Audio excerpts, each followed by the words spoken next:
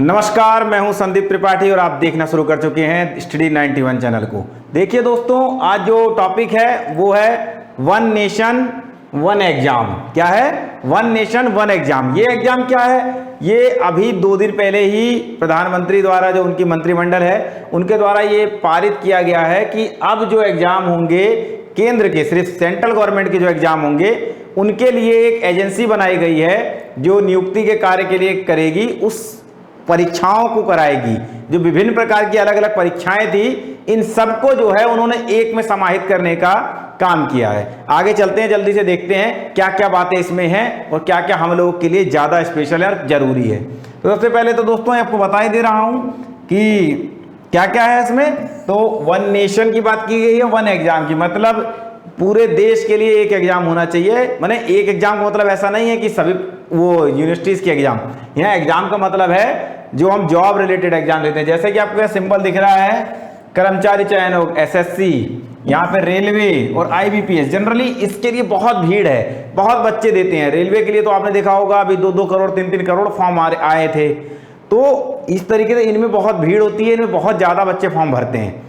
तो इसके लिए क्या है कि अब वही बच्चा, अब इसके बारे में एक चर्चा आगे करता हूँ, बाकी चलते हैं। तो सबसे पहले चैनल को लाइक सब्सक्राइब जरूर करिएगा, ये तो आपका है ही है। आगे चलते हैं। सबसे पहले देखिए नाम क्या है। मैं कुछ चीज़ें यहाँ बेसिकली आपको समझा देता हूँ कि क्या क्या चीज़ें इसके अंतर्गत आई हैं और है क्या एक्चुअलिटी में। यहाँ जो आप देख रहे हैं नाम लिखा है कॉमन एलिजिबिलिटी टेस्ट, सामान्य योग्यता परीक्षा।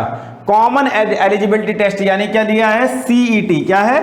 सीईटी बताया गया है। अब ये सीईटी सिर्फ एग्जाम का नाम है, लेकिन ये कौन सी एजेंसी कराएगी? ये एजेंसी जो है उसका नाम है नेशनल रिक्रूटमेंट एजेंसी। ठीक है, NRA, नेशनल रिक्रूटमेंट एजेंसी उसका नाम दिया गया है। तो दोस्तों क्या है कि ये एजेंसी है, एक एजेंसी। देखिए समझ लीजिए बिल्कुल आसान भाषा में, कोई भी एजेंसी बनाई जाती है परीक्षा को लेके।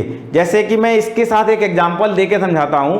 जैसे जो बच्चे नेट का एग्जाम, क्योंकि मैं नेट भी पढ़ाता हूं, आप लोगों को पता ही है, तो जैसे जो बच्चे नेट का एग्जाम दे रहे हैं उनको पता होगा कि अब नेट का एग्जाम एक एजेंसी कराती है जिसका नाम है NTA। क्या नाम है? NTA नाम है। ठीक है, तो ये NTA क्या है? National testing agency. ये नेशनल टेस्टिंग एजेंसी को काम दिया गया है कि ये 4-5 प्रकार की जो बड़ी परीक्षाएं थी वो कराती है। पहले वही परीक्षाएं CBSE कराता था। और कौन कौन सी ऐसी परीक्षाएं थी? तो उसके अंदर जो NTA था उसके लिए उन्होंने क्या नाम है, JEE mains, JEE advance, NEET जो मेडिकल की एंट्रेंस एग्जाम होता है, नीट, नेट, ये परीक्षाएं कराने का काम दिया गया। किसको? UGC नेट को। उसमें CSIR नेट भी है उसमें। तो ये सब कौन कराता है? NTA कराता है। ये पिछले साल एजेंसी बनी थी, आप लोग को ध्यान होगा कि जुलाई में इसकी घोषणा की गई थी। जुलाई में 2019 में इसकी घोषणा की गई थी। अब क्या है दोस्तों, 2000 जुलाई में नहीं 18 में, सॉरी 2018 में NTA की घोषणा की गई थी। अब इसके अलावा इसी तरीके से, इसी तर्ज पे अब ये बना है। इसका काम क्या है? नेशनल, ये जो है नेशनल रिक्रूटमेंट एजेंसी जो है, इसका काम है कि ये कराएगा, एक एजेंसी जो होती है ये एग्जाम कराएगा। कौन से? ये एग्जाम जो कराएगा मैं बेसिकली यहाँ आपको अभी बताने वाला हूँ। इसके पहले मैं कुछ कॉन्सेप्ट आपको क्लियर करना चाहता हूँ कि कुछ बातें समझ लीजिए। क्या है कि जो ये नेशनल रिक्रूटमेंट एजेंसी है, एक एजेंसी का बेसिक काम होता है कि फॉर्म भरवाना, फिर फॉर्म के अकॉर्डिंग सेंटर्स की उपस्थिति करना, कि सेंटर तैयार करवाना, फिर उसके बाद एडमिट कार्ड जारी करना, फिर एग्जाम आपका जहां जिस सेंटर पे हो रहा है वहां की मॉनिटरिंग कराना, फिर उसके बाद रिजल्ट जारी कराना। ये सारे काम एक एजेंसी के पास होते हैं। उस एजेंसी, कोई भी एजेंसी अगर परीक्षा कंडक्ट कराती है तो उनको ये सारे काम करने होते हैं। अब तक क्या होता था कि देश में 20 से ज्यादा, सिर्फ मैं केंद्र सरकार की बात कर रहा हूं क्योंकि ये जो आया है नेशनल रिक्रूटमेंट एजेंसी, ये केंद्र सरकार के द्वारा लाया गया है। तो क्या है कि ये केंद्र सरकार के द्वारा लाया गया, सिर्फ केंद्र सरकार की अभी ग्रुप C और ग्रुप D की टेक्निकल जो बातें हैं, ग्रुप C की और D की जो नॉन टेक्निकल पोस्ट होती हैं उनके लिए ये निकाला गया है। इसके अलावा जो बेसिकली नाम दिया गया है, देखिए SSC, IBPS और RRB। ठीक है, रेल मंत्रालय, वित्त मंत्रालय और वित्तीय सेवा विभाग। ठीक है, इन सबके लिए ये वो सारी परीक्षा और ये सारी परीक्षा मिला करके इन सभी परीक्षाओं के लिए एक जो है उन्होंने मानक तय कर दिया है, एक एजेंसी तय कर दी है। वो एजेंसी एक सिंगल एग्जाम लेगी सिर्फ। ये एग्जाम जो है ये सामान्यता होगा किस चीज का? ये एग्जाम होगा प्री का एग्जाम। किस चीज का होगा? प्री का एग्जाम होगा ये सिर्फ। मेंस ये एजेंसियां अपना अपना कराएंगे, एसएससी अपना एग्जाम मेंस का जैसे कराती थी वैसे ही कराएगी, उसमें कोई बदलाव नहीं है। इसी तरीके से आईबीपीएस में जो एजेंसी जैसा कराती थी वैसा ही रहेगा, उसमें भी कोई बदलाव नहीं है। आरआरबी जैसा कराती थी वैसा ही होगा, उसमें भी मेंस में कोई बदलाव नहीं है। इसमें जो है वो सेकंड टायर थर्ड में जाते थे उसके एग्जाम होते थे, ये सब वैसे के वैसे ही हैं, इनमें कोई बदलाव नहीं है।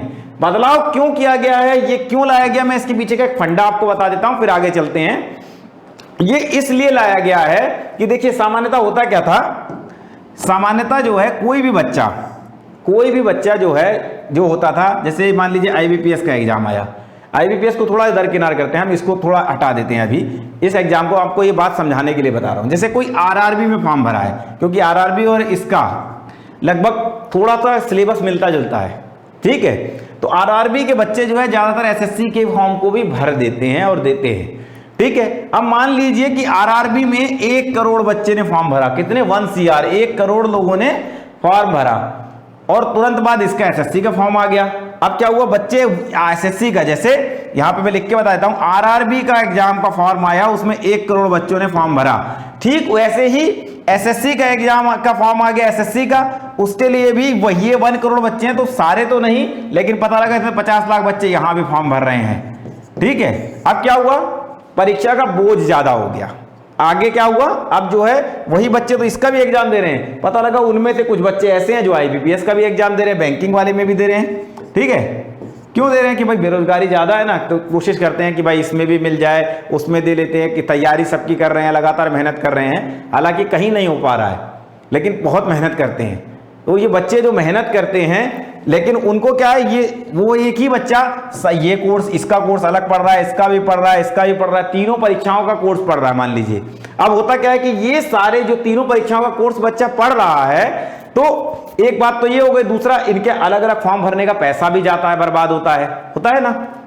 उसके बाद एजेंसी को, चलिए ये एजेंसी की बात छोड़ते, बच्चे को क्या समस्या वो मैं बता रहा हूं आपको, कि एक तो फॉर्म भरने से परीक्षा का बोझा, दूसरा तैयारी क्योंकि सिलेबस भी आधा आधा अलग अलग हुआ, ठीक है, तीसरा पैसा भी जा रहा है, फिर उसके बाद सेंटर इतनी दूर मिलते हैं, दौड़ भाग करना, और उसी बीच में अगर एग्जाम एक साथ फंस गए तो कहो एक आध एग्जाम छोड़ना पड़ जाए, बड़ा ये दुख की बात थी बच्चों के लिए।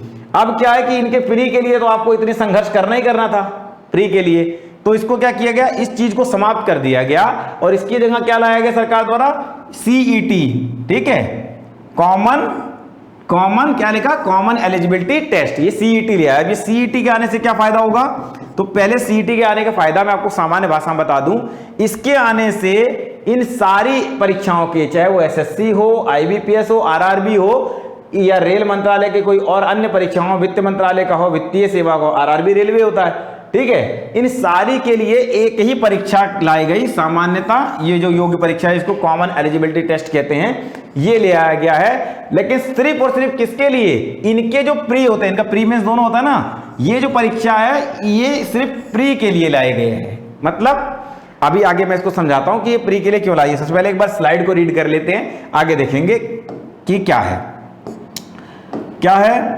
तो सबसे पहले एक बार रीड करके देखिए क्या कहते हैं। तो ये कहता है, हाल ही में प्रधानमंत्री ने 19 अगस्त को, ठीक है, कब, 19 अगस्त 2020 को नेशनल रिक्रूटमेंट एजेंसी, जिसको एनआरए का नाम दिया गया है, एनआरए के गठन को मंजूरी दी, ठीक है, ये मंजूरी मिल गई, एजेंसी बनी। अब ये जो एजेंसी बनी है ये परीक्षा कराएगी, उस परीक्षा का नाम है कॉमन एलिजिबिलिटी टेस्ट, ठीक है। कहते हैं, क्या कहता है, ये नेशनल रिक्रूटमेंट एजेंसी का काम, क्या काम होगा इनका, तो इनका काम है एसएससी, आईबीपीएस, आरआरबी, वित्त मंत्रालय, वित्तीय सेवा विभाग, ठीक है, ये सब केंद्र सरकार वाली नौकरी है, ये केंद्रीय नौकरी है, ठीक है, के विभाग में सामान्य योग्यता परीक्षा कॉमन एलिजिबिलिटी टेस्ट लेना होगा। ये सामान्य बात हो गई, आपको समझ में आया। एजेंसी का नाम क्या है, तो नेशनल रिक्रूटमेंट एजेंसी, परीक्षा का नाम है कॉमन एलिजिबिलिटी टेस्ट, ठीक है। आगे चलते हैं, आगे समझिए पहले एक बार, और अब इसका काम क्या है उस तरीके समझ लीजिए। इसका सीधा अर्थ क्या हुआ, इसका सामान्य अर्थ है, स्लाइड को देखते हुए बताएंगे। इसका सीधा अर्थ है कि अब एसएससी, आईबीपीएस और आरआरबी जो पहले चरण का एग्जाम लेती थी, माने पहले चरण का मतलब प्रीलिम्स लेती थी, जो हम प्री एग्जाम कहते हैं ना, प्री, वो जो एग्जाम लेती थी ये अलग अलग अपना अपना, अब ये अलग अलग नहीं लेंगी, इनका संयुक्त एक एग्जाम होगा। क्या होगा? अब आप सोचेंगे कि भाई एक संयुक्त कैसे हो सकता है, किसी की अलग डेट आती है, किसी की अलग डेट आती है, इस परीक्षा की सबकी अलग अलग डेट आती थी ना। अब ये नहीं होगा, मतलब इन्होंने अपना बोझा उठा करके केंद्र सरकार के कंधे पे रख दिया, और केंद्र सरकार ने किसके कंधे पे रख दिया? जो हमने एजेंसी बताई, नेशनल रिक्रूटमेंट एजेंसी, इसके कंधे पे रख दिया। ये एजेंसी बना करके काम छोड़ दिया। अब ये एजेंसी जो है इनके लिए भी प्री का एग्जाम कराएगी, एसएससी के लिए, आईबीपीएस के लिए, आरआरबी के लिए, इन सभी के लिए, जितनी भी केंद्रीय सेवाएं हैं उन सब के लिए क्या कराएगी? ये एजेंसी एग्जाम कराएगी। उस एग्जाम का नाम मैंने बता दिया, सीबीटी नाम जिसको उसको रखा है, सीईटी। ठीक है, अब क्या है आगे उसके देखते हैं। कहता है कि एग्जाम लेगी, यानी प्रीलिम्स एग्जाम लेगी, प्री मैंने बता दिया, जिसका मुख्य मकसद क्या है? आवेदकों की संख्या को कम करना होता है। क्या ये क्यों क्या है? आवेदकों की संख्या, मैंने बताया ना कि वही बच्चा आईबीपीएस का भी एग्जाम देता है और वही बच्चा फिर देता है क्या नाम है, आरआरबी का एग्जाम, और वही देता है एसएससी का एग्जाम। एक ही बच्चा अगर 3 जगह जाएगा तो उसका पैसा भी जा रहा है, उसका समय भी जा रहा है, और भीड़ बढ़ रही है, हर जगह भीड़ बढ़ती है फिर, तो ये इससे नौकरी भी पाने की समस्या ज्यादा है। अब क्या है कि इस भीड़ को कम करना इस परीक्षा का लक्ष्य है। आगे क्या है? वह एग्जाम भविष्य में एनआरए लेगी। कौन लेगी? बता ही दिया है। इसके बाद जो मुख्य परीक्षा होगी वह एसएससी, देखिए कह रहे हैं ना, मुख्य परीक्षा जो है वो एसएससी, आईबीपीएस, आरआरबी लेंगी। मतलब प्री एग्जाम सीईटी कराएगी, कॉमन एंट्रेंस टेस्ट जो है वो एनआरए कराएगी, लेकिन मेंस एग्जाम जो है वो ये लोग अपना अपना जैसे कराती थी आज तक वैसे ही भविष्य में भी कराएंगी। ठीक है, यहां तक बात क्लियर होती है। आगे कहते हैं कि सीईटी के जो सीईटी बने वो जो एग्जाम का नाम है, जो ये एजेंसी कराएगी, एनआरए जो कराएगी, उस एजेंसी का नाम, एग्जाम का नाम है सीईटी। ठीक है, सीईटी के स्कोर के आधार पर यह तय होगा कि आप, स्कोर माने, अब यहां पर समझने की बात है, स्कोर का क्या मतलब? स्कोर का मतलब यह है कि जो ये एग्जाम कराएगी उसमें एक सर्टिफिकेट मिलेगा। इसको एक और भाषा में समझाता हूं। मान लीजिए नेट का एग्जाम बच्चे देते हैं, जो आप लोग बहुत लोग देते भी होंगे और दिया भी होगा।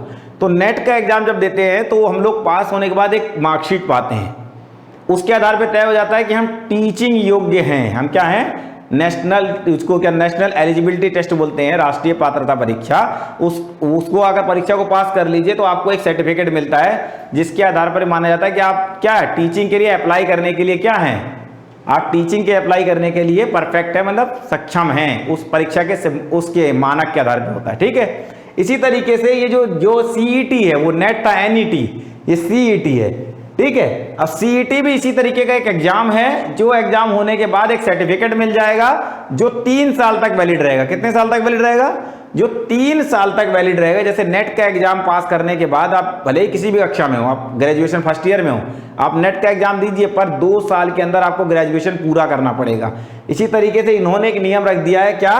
3 वर्ष का। मतलब ये एजेंसी सीईटी एग्जाम कराएगी, आप पास होंगे, वो आपको एक मार्कशीट देगी, एक तरीके से क्या देगी, वो आपको जो स्कोर कार्ड देगी। क्या देगी? स्कोर कार्ड माने एक अंक तालिका मार्कशीट देगी। उसके आधार पर आपका जो मार्कशीट है वो 3 साल तक वैलिड रहेगा। 3 साल के अंदर आपको इनमें से कोई भी एग्जाम में, आप प्री एग्जाम जो इनके फॉर्म आएंगे उसमें आप बैठ सकते हैं। ठीक है, आप बैठेंगे और वो देंगे। साल में 2 बार ये एजेंसी सीईटी एग्जाम कराने वाली है, साल में 2 बार, और अनलिमिटेड अटेम्प्ट है।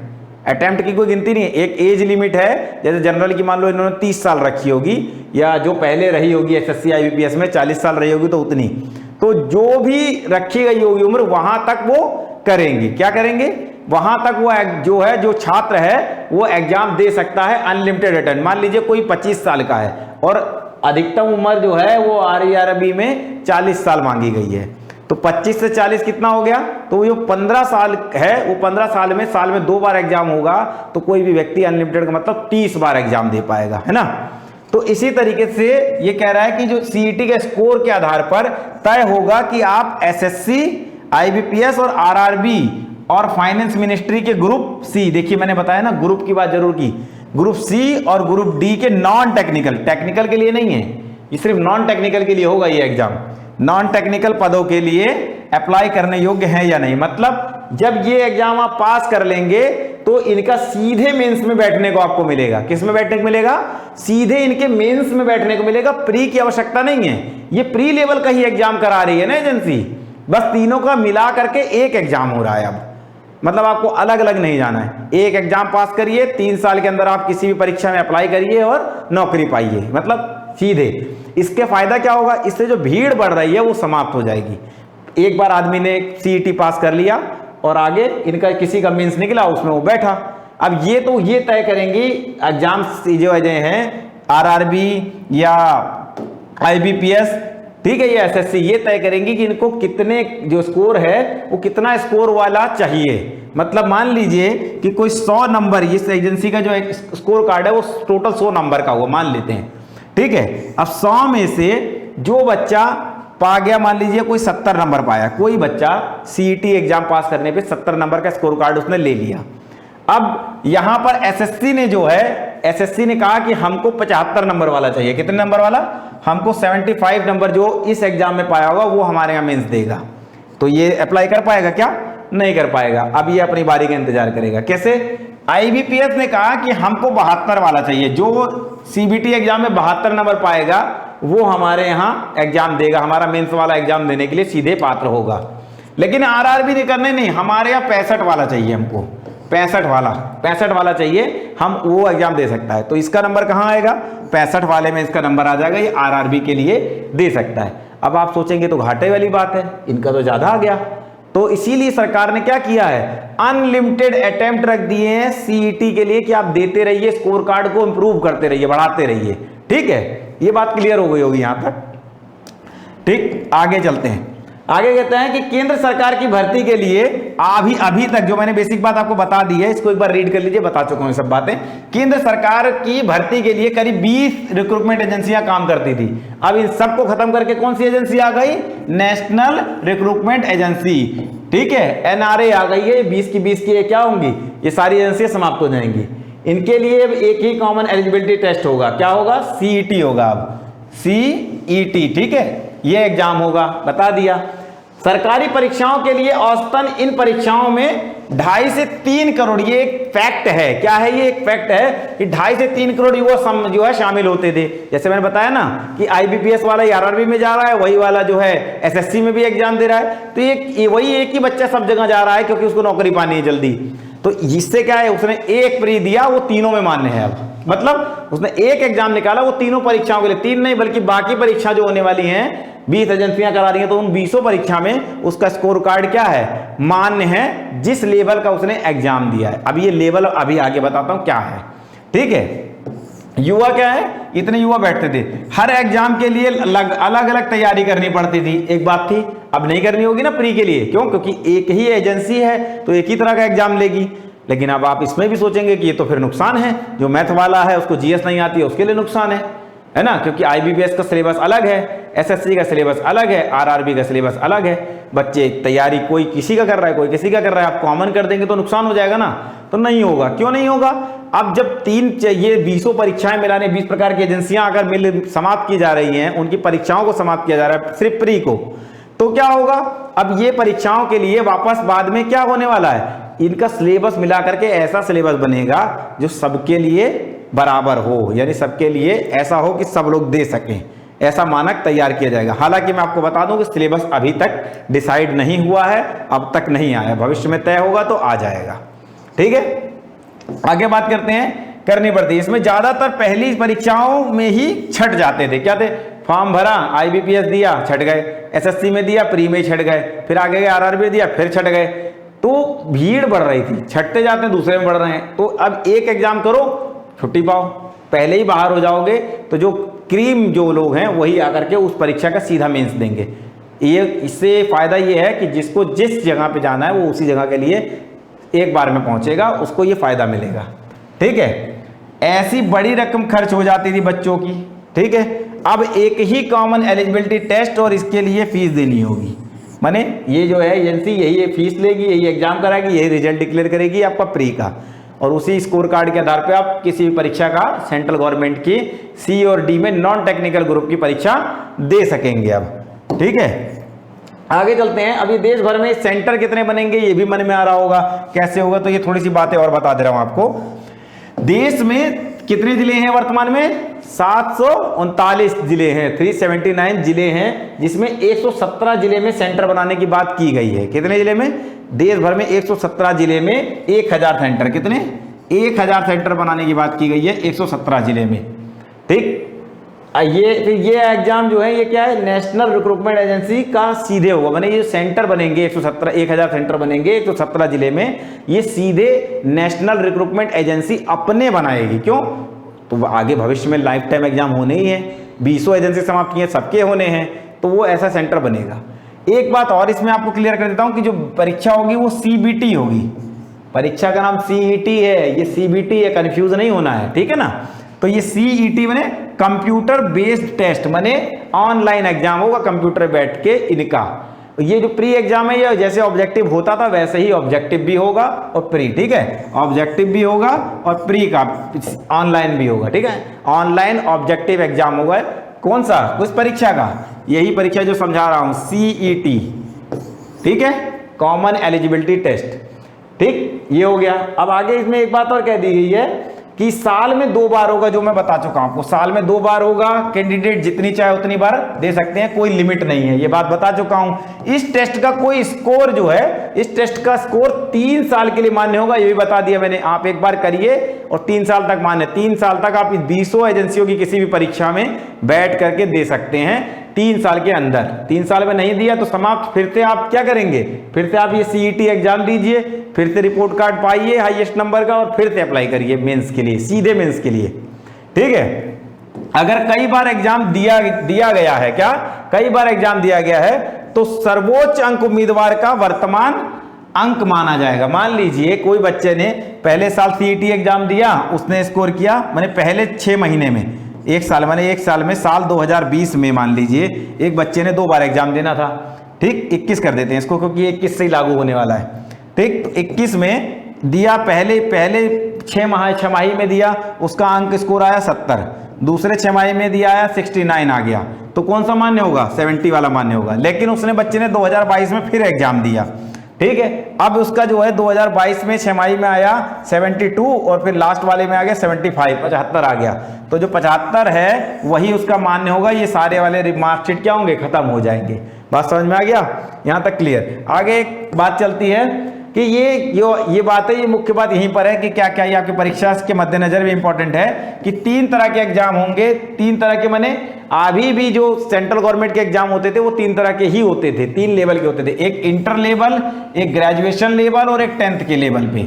आरआरबी 10th लेवल के भी मांगता था, इंटर भी मांगता था और ग्रेजुएशन भी मांगता था। आईबीपीएस क्या है? वो आईबीपीएस मांगता था 12th और ग्रेजुएशन मांगता था, ठीक है। इसी तरीके से एसएससी जो है वो तीनों लेवल पे मांगता था, है ना।